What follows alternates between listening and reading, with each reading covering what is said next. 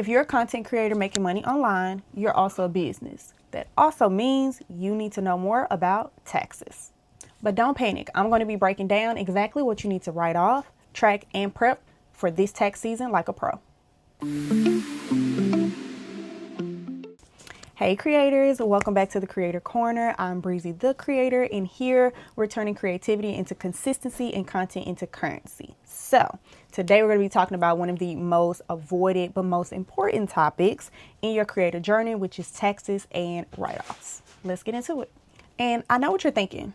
You know, everybody's there. I just want to create the content. I don't want to do all the extra. I'm not interested in doing math. But trust me, when you understand your money, you unlock your freedom.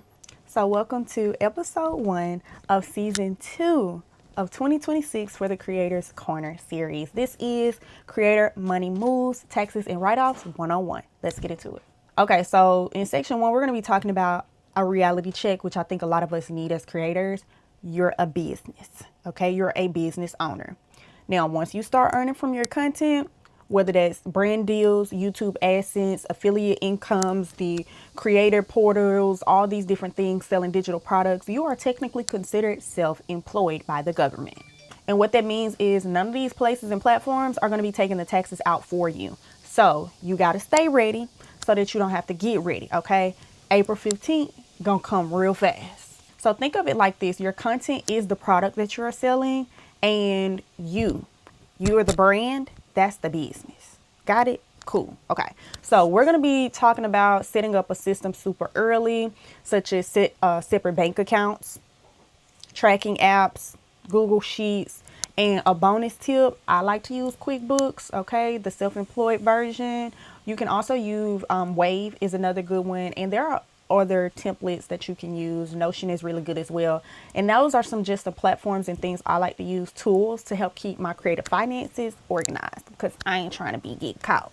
Okay, so next up is the write-off breakdown. Okay, we're gonna get into that. So get your pen and paper. I'll wait. Got it? Okay, cool. So this is where creators, a lot of times we lose thousands of dollars every single year because we're not writing off what's actually deductible, what you need to be writing off to get that money on back, or simply just not owing is still a plus in our book. So we're going to be talking about some key categories that you can write off legally as a content creator. Okay, so the first thing, equipment. Okay, that's probably, in my opinion, one of the most expensive expenses that we have as content creators is equipment, y'all. We're spending thousands and hundreds and thousands of dollars on cameras, tripods, ring lights, mics, SD cards, detachables, accessories to these big pieces of equipment, laptops, all these types of things, right? Those are pieces of equipment that as a content creator, aka self-employed small business owner, right, you can write those off because you use them for your business way more than you do personal. Okay. Next would be software and apps. So if you're paying for Canva, if you're paying for CapCut, if you're paying for Zoom, Adobe Suites, Final Cut Pro, these softwares and apps and systems that you're using to handle business, QuickBooks even, and you're paying for them on a monthly basis, even if it's one time, once a year, whatever it is, you pay for it, that's an expense that you write off because it's for your business. For your business.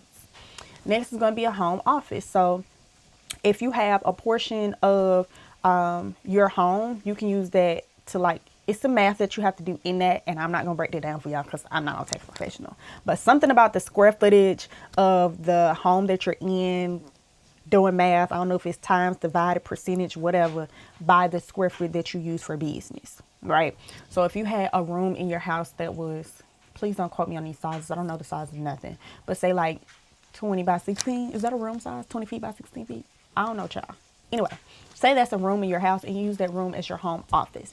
You can write off that space. It's the math involved again, but find an actual tax professional to do that for you.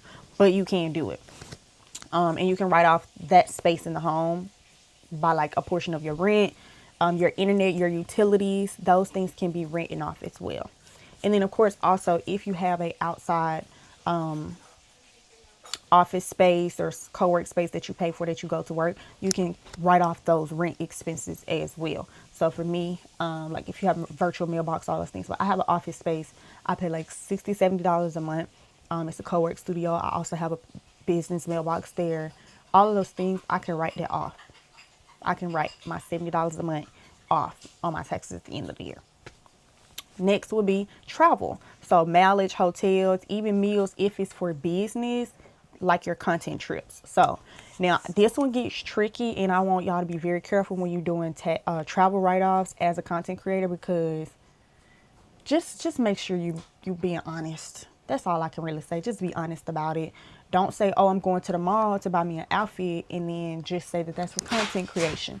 Now, if you're going to the mall to buy an outfit, to go into store and create content, do a brand collab, if you're going to the mall to get outfits for this creator's trip or brand event that you have to go to, those things, yes. But if you just going to dilly dally and nilly willy, it's kind of tricky. But it's also hard because if you have people like me, I also do lifestyle content. Y'all will see more of that this year. But who do lifestyle content, everything is like you can kind of write off everything. So you just have to be very intentional and strategic when you're doing travel or day-to-day stuff, okay, as a content creator.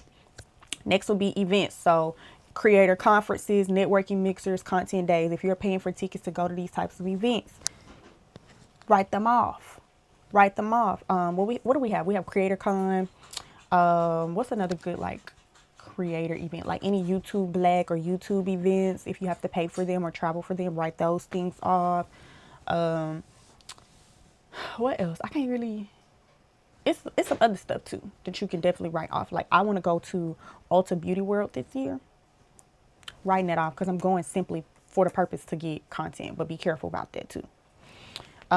Next would be wardrobe and your props. Okay, that has to be directly related to your content or your shoots. That counts, right? So this plant I got from Ross, these little chiffon things I bought on Amazon, this little backdrop thing that I got from Walmart, the store that I'm sitting on, those things are props. They can be written off. You see what I'm saying? But you don't want to get the writing off bedspreads. Even if you film me a bed, be careful. You see what I'm saying? So use your brain. Whiteboards, markers, stuff like that that you're using to plan for content. All these little minor things can add up at the end of the year as expenses to help you write off things to either get some money back or not owe them nothing. Those are the two goals. And then of course for like wardrobe, like if this top, I could write that off because if I bought it strictly to film in, not saying you can't use it for personal stuff after, but that has to be the intent. So that's what I mean by that. Like for me, I have gear, the Creators Corner. I have some merch that I'm going to be releasing this year, so stay tuned. We do have some little merch pieces, like those things that I purchased those garments for and then paid for the prints and the, decals. All of those things can be written off. So the key is to keep your receipts for one. Use a business card or, make a separate business account when you're doing expenses, particularly for you as a content creator. Separate, y'all. Separate. Are you listening? Do that separate. And that way you can track those monthly expenses that way. And you're not getting stuff mixed up with what's your personal and what's your business. All right, moving on to part 3. Let's talk about being a LLC versus a sole proprietor as a content creator in 2026, right? If you're just getting started, definitely stay a sole proprietor. Okay, that's automatic, right? All you are doing is really getting a EIN, which is an identification number, entity identification number for your business. It's basically the social security number for a business, right? But you want to stay a sole proprietor when you're just starting off. But once you start earning on a consistent basis, so for me, for instance, I am still, as a content creator, I still operate myself as a sole proprietor because I don't personally feel like I have enough consistent income from content creation to form an LLC, which is a limited liability company. So essentially a LLC is going to protect your personal assets and it's going to help you look more professional. It helps with like business credit. And I do think that being an LLC as a content creator does help with brands as well. I think it does. I'm not sure. I haven't presented myself as one to know what the communication would be from a brand, but I would assume it may be easier business to business, but it could also be easier for them if you stay a sole proprietor. I don't know, but do your research. But yes, a LLC protects your assets. You look more professional. You can get business credit, and You can open a business bank account under your brand name, which can still be your name. So like my YouTube name is iam_Bree-Ze. So that would be the business or the brand. Like there's another content creator, Jada Jonay, like that could be her business name, even though that's also her brand, right? So just wanted to give y'all an example.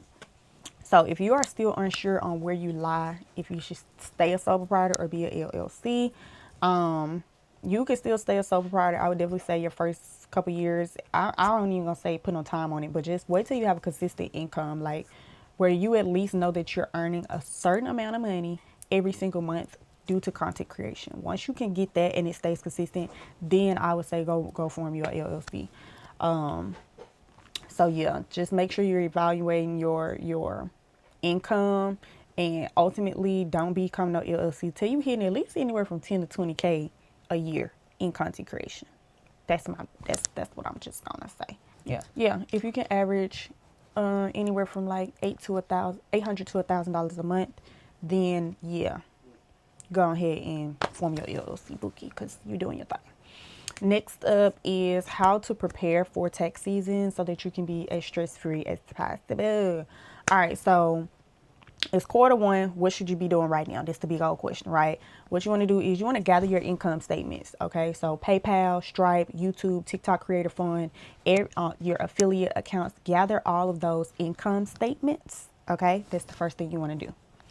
Next, you want to organize your receipts and expenses by category. This is where I like to use QuickBooks because you can go in and create your categories and do it like that. Or you can use Google Sheets and kind of build it out yourself. Put what's your main categories. So you can use the same categories we talked about earlier: equipment, softwares and apps, home office, travel, events, and wardrobe. Those are typically like the main categories for content creation, in my opinion. So you can use those and then go through your receipts and your income statements, any expenses, total those up so that you'll have a total number. So let's just say I spent on equipment this year a total of $7,000, or softwares I spent a total of $1,200 this year, home office $2,000, travel expenses $6,000, whatever. Find whatever your total is going to be for each category, right? Then you want to use a tax prep app, or you can hire a CPA who understands digital content creation. I think that's important. Self-employment can be really difficult a lot of times, so make sure you got a CPA who knows what they're doing, who specializes in entrepreneurs, self-employed, sole proprietors, and content creators, so that we can make sure we're being taken care of. Also, I'm going to leave a link below to one of my tax preparers. If y'all want to use them, y'all absolutely can, because I be doing my bit when I even get some money back sometimes, but I definitely never owe.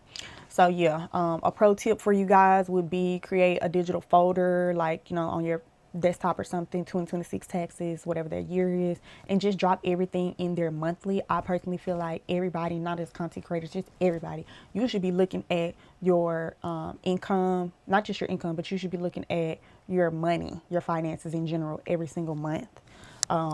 So yeah, but I know people don't do that, but at least every quarter, go in there and see what you've been doing. You know what I'm saying? What's your income was for the first quarter? What were your expenses? What you spending too much money on? What subscriptions you may need to cancel? So that's another good reason to just go ahead and check it, baby. Okay. So yeah, do that. Drop everything in there. That way, when April comes around, you're not scrambling. All your stuff is in one place. You already know where to go and what to look for. Yeah. Next up, let's talk about the mistakes that you want to avoid. Number 1, don't mix your personal and business expenses. Not ever. Not ever, ever, ever. Be very careful, especially as a content creator, because sometimes the lines can get very blurry on what's personal and what's business, especially if your content creation is lifestyle. It's so hard to a lot of times tell the difference. So be for real, be honest, and be careful. Number 2, don't ignore your quarterly estimated taxes. So if you're making over $5,000 a month, okay, you got that. You got it. Yeah. Next is don't wait until March to start getting your stuff together, because you're gonna have a headache. Okay, trying to get that together in less than 30 days, because April 15th don't play. Okay, so start right now. It's January 6th. Get started preparing yourself. And then just also remember that tax season does not have to be stressful if you plan ahead, if you stay prepared and keep yourself organized. It's just easy peasy. You just send it over to a CPA, all your information, because you got it in one place like I just taught y'all how to do. Or you have it already organized like I told you, and all you do is get on one of them platforms. I'm not gonna name them, but y'all know. Get on one of them platforms and file your taxes. Duh. All right, so let's get into our wrap up. So, okay. So let's get into our wrap up. To make this easier, what I am going to do is I'm going to create y'all a creator tax and expense tracker for 2026. Okay, it's basically a plug and play spreadsheet to keep your finances clean all year long. Okay, you can grab it in this link below. Don't forget to like, share, comment, subscribe. We are diving into monetizing early and how to land Q1 brand deals in our next video. So until next time, y'all already know what we own. Y'all already know we own. Keep creating, keep tracking, and keep those receipts ready. Okay. Don't forget to like, share, comment, subscribe. Come subscribe. Hey, like, share, come subscribe. Come subscribe. And I will see y'all in the next video. Oh, I don't have a whole lot of homework for y'all. The homework is to get y'all stuff together. I just told y'all what to do. That's the homework. So I ain't gonna go too crazy with the homework in the first quarter of the year. But yeah, just get prepared. Bye.